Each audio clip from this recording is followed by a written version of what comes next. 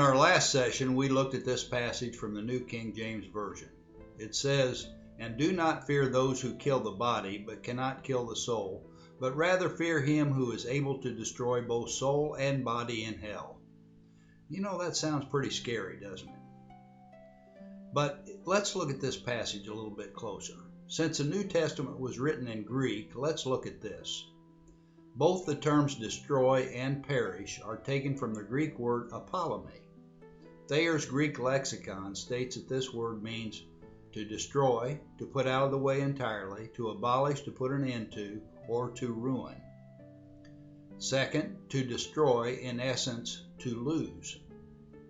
But as we look at the entire Bible, we find that in many cases, the destruction or the ruination of these things in the Bible is temporary, fitting in the category mentioned above as ruined, but not permanently.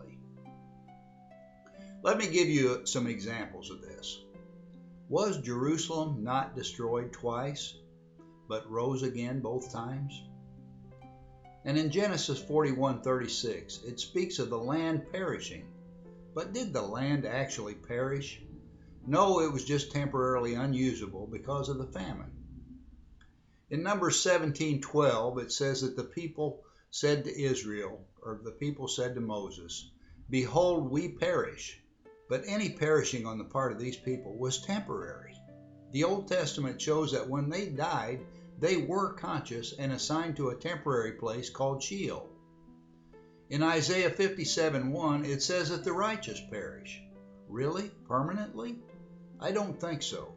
These are just a few of the examples. So as we consider this, does this not indicate that the meaning of perish in the above passage is temporary? In the next passage, we see Jesus giving a warning to the religious leaders in Jerusalem. Notice what he says here.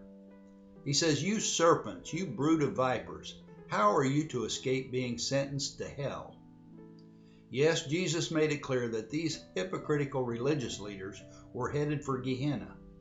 But nowhere in this passage does he indicate that their time there would be endless. The same is true in the following passage. "But I warn you whom to fear. Fear him who after he is killed has the authority to cast into hell." Yes, I tell you, fear him.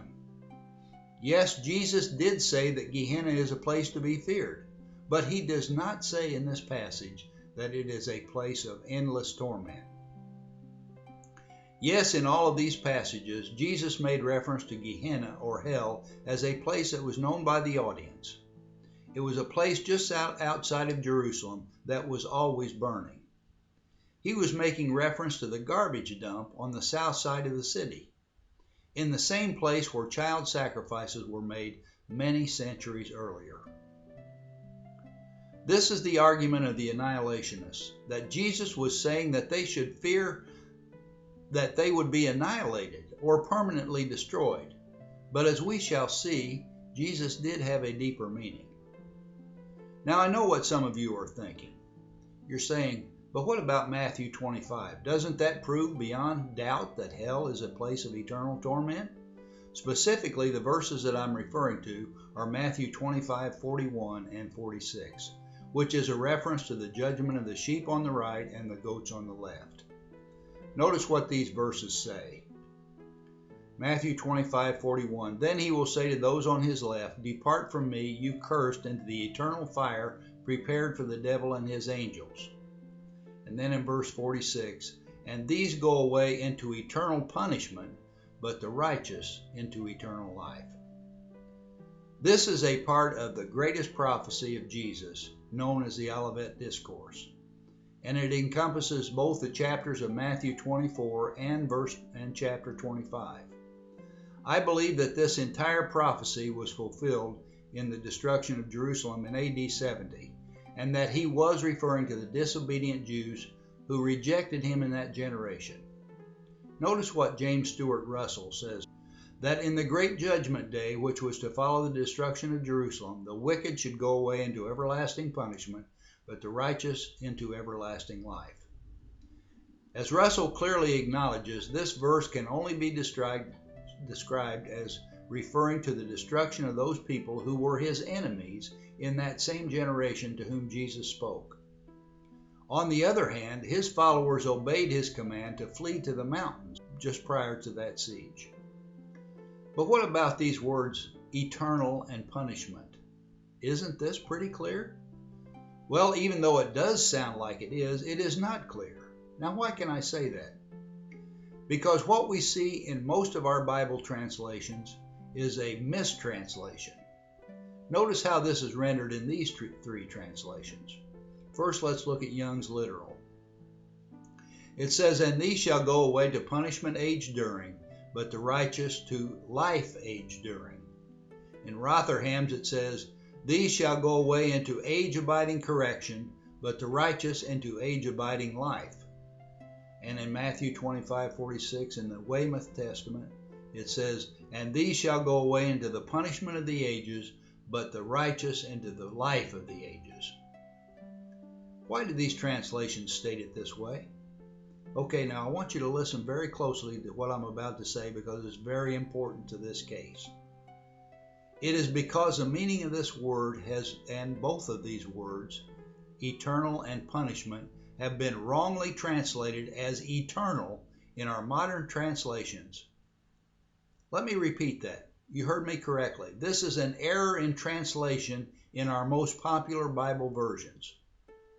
The key to getting the correct understanding of this verse is to nail down the exact meaning of the original language words that are translated here with two words.